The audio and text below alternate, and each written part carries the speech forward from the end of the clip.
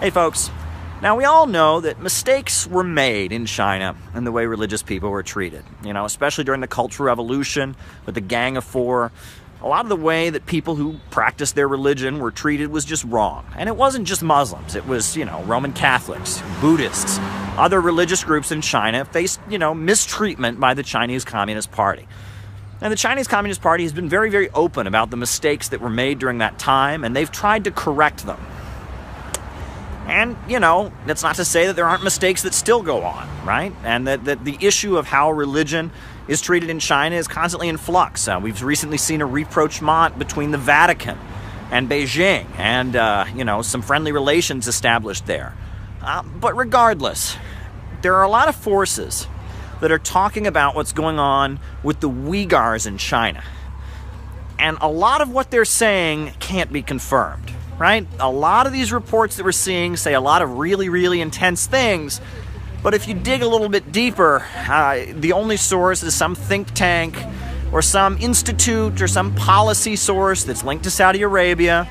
We're seeing a lot of personal accounts from people. People are saying, well, I was here, I saw this, and they're all over Western media making their claim. And if you look a little deeper, these are people that are just anti-China activists that have an axe to grind.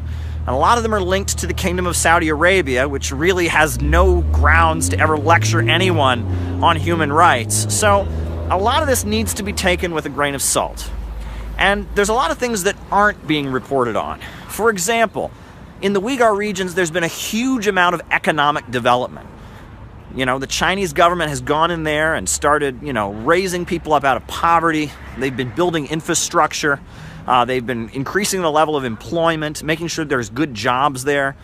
And furthermore, what you're definitely not hearing in the media reports is how the Chinese government has been promoting Islam. Promoting Islam, right?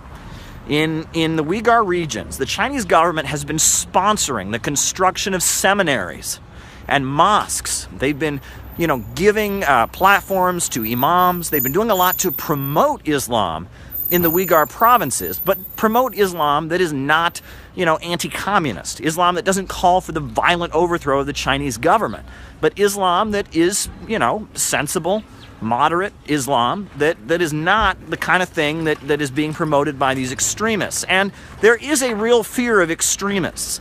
Read about these knife attacks that have happened in China, where people get on trains and pull out knives and just start killing people in big numbers. They have a real fear.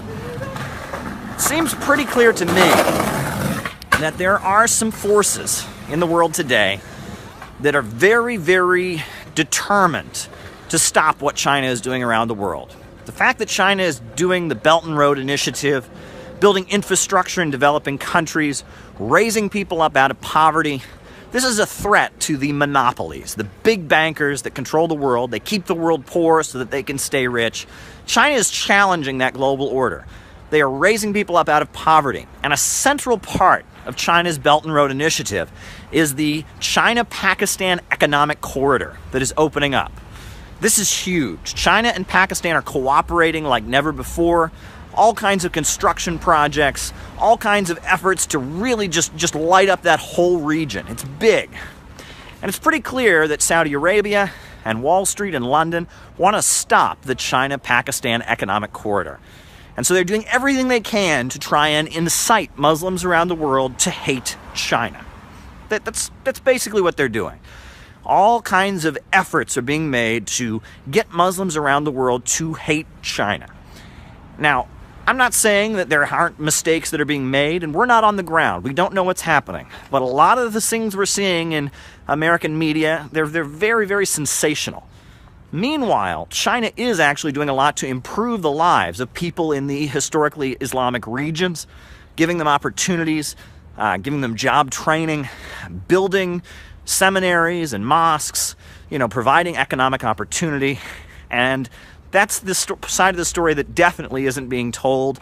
And a lot of the accounts we're hearing are very sensational and can't completely be verified. So I urge people to just calm down. Right? I urge people to just calm down. Let's try to get to the facts. Let's try to find out what's actually happening. And let's remember that the way to stop terrorism is with jobs and schools and housing. right? People turn to terrorism just like they turn to drugs and the drug narcotics trade. They turn to that when they don't have other options. And what China is doing in the world today, by building infrastructure, building trains and airports and hospitals and schools, this is really important. This is the way to get out of terrorism. The fact that China has a program in Afghanistan where they're enabling children to get operations and surgeries they wouldn't be able to get by just going over the Chinese border. The fact that China is trying to give port access to Afghanistan so that Afghanistan can have manufacturing jobs, this landlocked country in Central Asia. This is all unprecedented. China is basically paving the way for a world where we don't have terrorism and drugs and the horrors that we're seeing.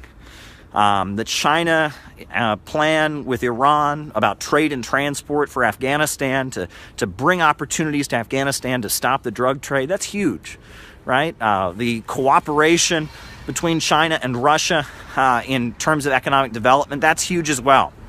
And that China's role in the world is very, very good. And it seems to me that there are some forces that would really like to stop what China's doing. And part of doing that is inciting Muslims around the world to have hatred and resentment for the People's Republic of China. So I urge people to just kind of cool down, look for the actual facts, and take everything that the mainstream American media, and especially any media tied with Saudi Arabia, take anything they say with a grain of salt. Because, hysteria, extreme emotions never really solves the problem. Are mistakes possibly being made? Perhaps, but we don't know all the facts, and I urge people to slow down. And let's remember that at this point, the way to stop terrorism is with jobs and schools and housing, and that China's One Belt, One Road initiative is the best hope that humanity has at this point. So let's slow down and get the facts.